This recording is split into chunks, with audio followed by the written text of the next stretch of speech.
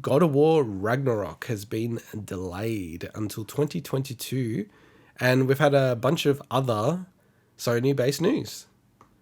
So God of War, so that was announced last year. That's correct, right, Swinny? I think Just so. like a teaser trailer. I think so. Yeah. Maybe the year before. Oh, And let me check. we should also call out, I don't believe it's officially been called God of War Ragnarok, but I think everyone is just running with that title now. I wouldn't be so shocked if they just call it that. So the closest we've gotten to confirmation was in an internal Sony slide deck that someone had used a fan-created logo I love it. of God of War Ragnarok. So surely they would not have used that if it wasn't called Ragnarok. I agree. And it's also like this game being delayed. So the director, so he's obviously the director of God of War, the sort of reboot as well, and the earlier games as well, Cory Barlog. Ultimately, like, he made the call. But the one thing I really wanted to highlight, and we have some other games to talk about with this as well, is that they've also announced that there's going to be a PS4 version of the game. And for me, I'm like, I don't know. I'm actually like pretty shocked at this news, given that Sony had a very strong stance that they believe in generations. You know, like Xbox was coming out saying, we're going to, being very clear, let's be real, we are going to support the Xbox One platform for at least 18 months to 24 months with the rollout of the Series X. They came out, they said it to everyone, they were very clear about it, and that's what they're doing. And Sony responded to that by saying, well, we believe in generations. And now they're doing this. Like, one of their absolute biggest first-party games is going to be a cross-gen game. So what do you think about that? It's good for PS4 owners who can't get a PS5 and want to play this game next year. Yeah, but this is always... This is like... What I don't understand, though, is... This is gonna... Like, anyone who believes that this won't hurt the game is deluded.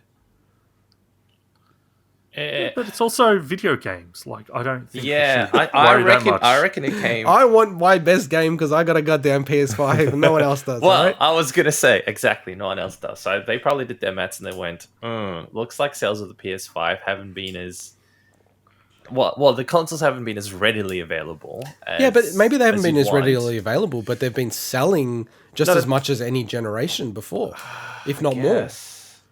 So why didn't they do this in other generations? Well, I don't know. I just think I agree with you. It might compromise the quality of the game, as we've seen with other games in the past. But no, it will. Like to be clear, it has to compromise it.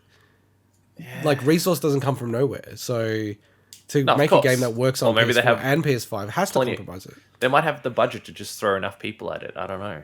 Yeah, but then they could have thrown those people and made even better games. So it's never going to hold water, that argument. It has to be compromised. Maybe they got another studio to help with. No, they don't have another studio. I don't know what their decision making process was, but I can see why you'd be in a tight spot deciding between, do I just go exclusively PS5, make the most amazing game I possibly can and not worry about testing and all the issues of making it compatible with the previous platform, or do I do that, risk not making it as an amazing game but get more people access to it so they can play the game? I don't know. Tough one.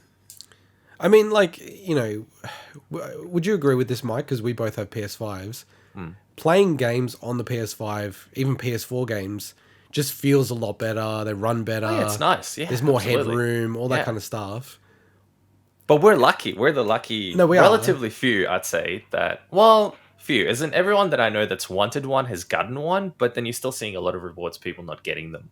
Yeah, I think if you desperately want it, yeah, probably, but there's probably a lot of people out there who want one but aren't crazy to build like a bot to monitor sites to then buy it. Yeah.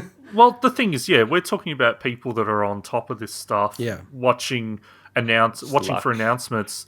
Like, just think of the average punter that's going to the stores wondering where the PS5 is. You know, they're not going on news sites to look this stuff up. Yeah. Actually, one of the commenters to one of our videos said he walked into a JB and goes, "Hey, do you have PS5s?" And they go, yeah. You want to grab one? Nice. He's like, yeah, cool. Yeah, that happens. That happened to me with the Xbox. That's like 1 in 1,000. Like probably one of the. I was at EB when I go to the guy. Is that an empty Xbox box? And he goes, yeah, but I actually just got an order of 3 of them this morning. And it's like, if you want one, I would get one right now. Yeah. And I did. And by lunch, they were obviously gone. And that's just from people coming in and asking about them.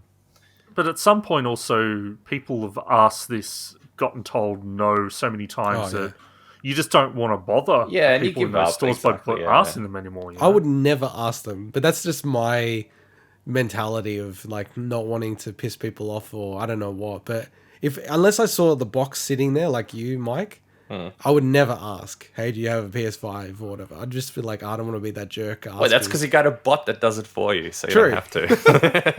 That's the but regular people like us, like Switty and I, who don't have bots. So, like, I guess like where I'm getting at is the advice that we had last year, amazingly, I think will still hold till 2022, which is if you have a Xbox One X, if you have a PS4 Pro, you generally don't need to buy a PS5 or an Xbox Series X. Like, it's nice to have, but there's just nothing there. There's nothing that's like going, wow, you really need to jump on that platform. You know, there's probably nothing. Well, I don't know. Ratchet and Clank is looking pretty good. Shame I can't buy it for the next 6 months. You've got Demon's Souls, and then you have the ability to play all the previous gen games if you haven't. Like me, for example, and I'm looking forward to it, at really awesome frame rates and 4K support and stuff. So I think if you have the disposable income or you can trade in your PS4 and the opportunities there to get a PS5, do it.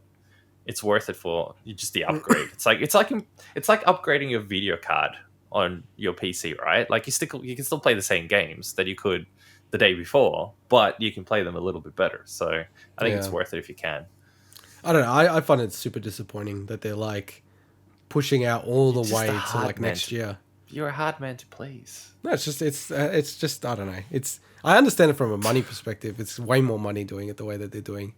The other one is Gran Turismo 7. Yes. Which was also thought to be a next gen only game, has been confirmed to be a PS4 and PS5 game.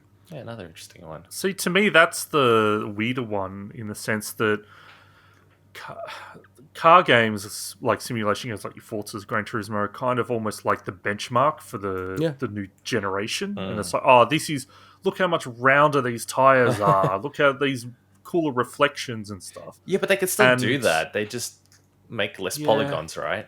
Yeah, but they're not as focused. Like, it's like Ratchet and Clank. If they built that to work on PS4 and PS5, it wouldn't be the same game. Probably wouldn't be the same, yeah. I think it's very telling that game does not have a PS4 version, whereas these ones do. I guess because of the design choices. Whereas God of War, I mean, you can just look at what they did with the version, the PS4 game.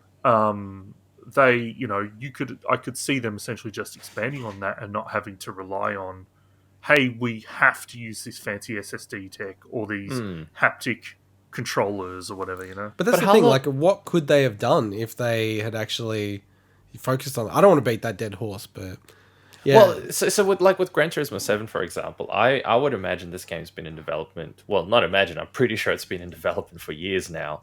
They would have started on the PS4 gen with a lot of stuff, and I don't know how early in the PS5 development process someone like Polyphony Interactive, I think they make Gran Turismo, they would have been informed about Polyphony Digital, sorry. They would have been, informed and given specs and whatnot.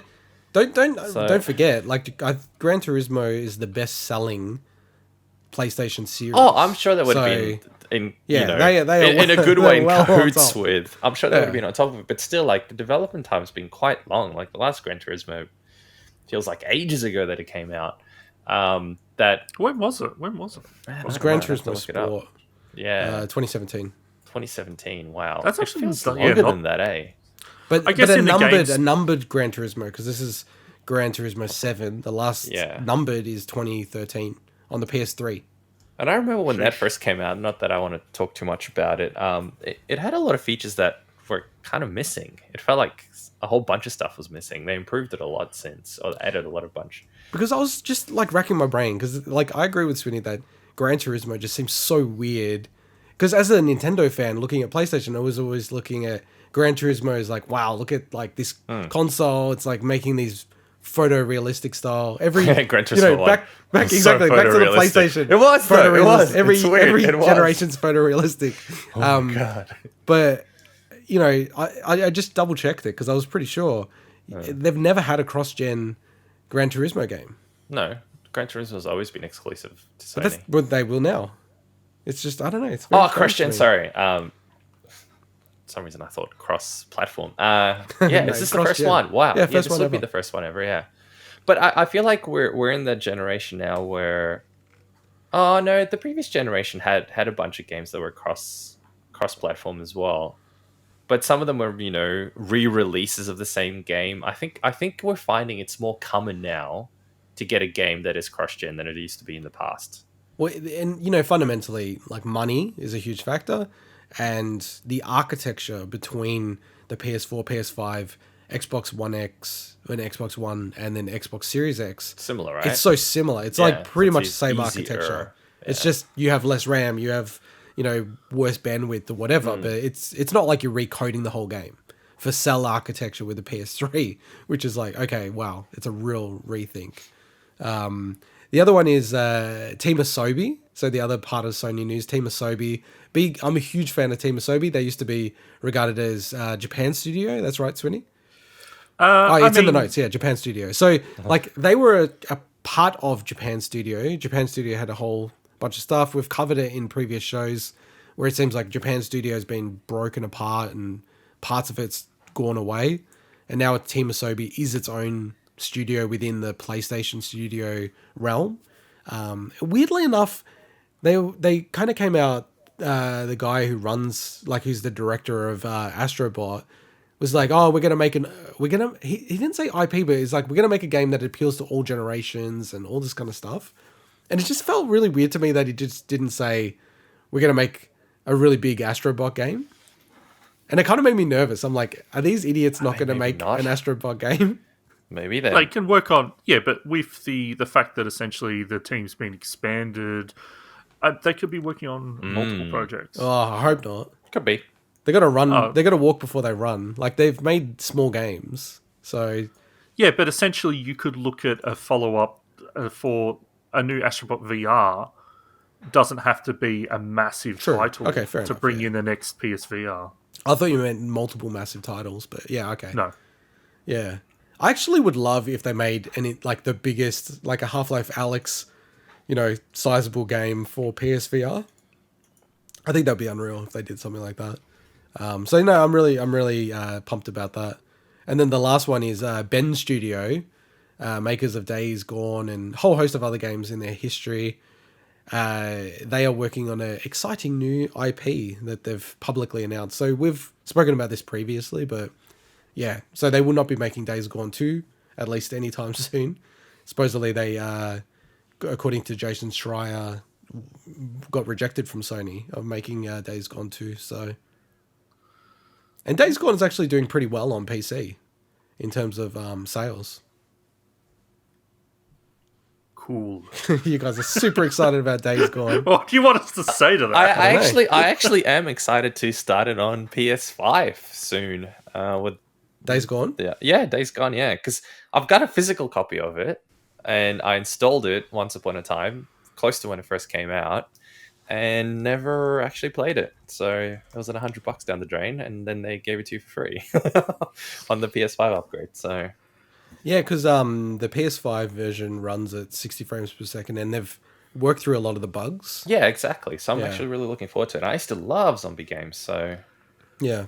It's a weird one. I think it's a game where it would have been rated a bit higher, but it had so many bugs and it didn't run that well.